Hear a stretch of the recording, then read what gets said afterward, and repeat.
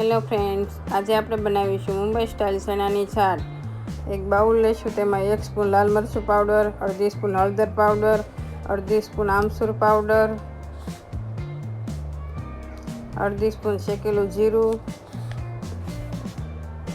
અડધી spoon સંચળ powder, અડધી spoon મરી પાવડર,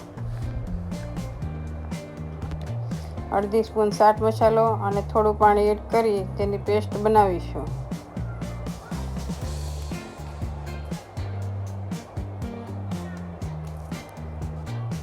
અને આ રીતે મિક્સ કરી દઈશું। મેં 2 કપ ચણા લીધા છે। ચણાને 4-5 કલાક પલાળી તેને પ્રેશર કુકરમાં 5-6 વિસલ થવા દીધી હતી। તમે જોઈ શકો છો સરસ બોઇલ થઈ ગયેલા છે।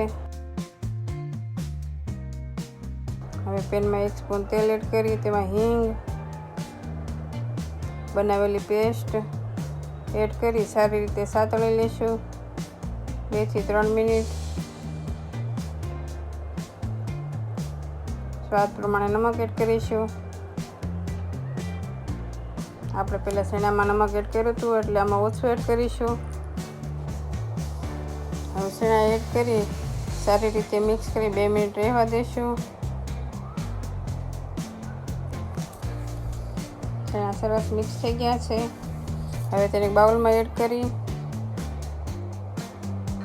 એક બોઇલ કરેલું બટેકું એડ કરીશું। તેના નાના ટુકડા કરી લીધા છે। તે મેં ચણા ભેગું જ બોઇલ કરી લીધેલું હતું।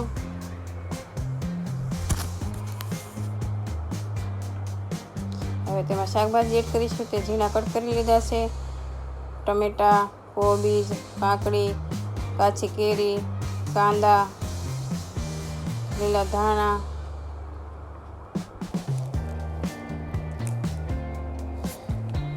અને 1 લીંબુનો રસ એડ કરી સારી રીતે મિક્સ કરી દઈશું।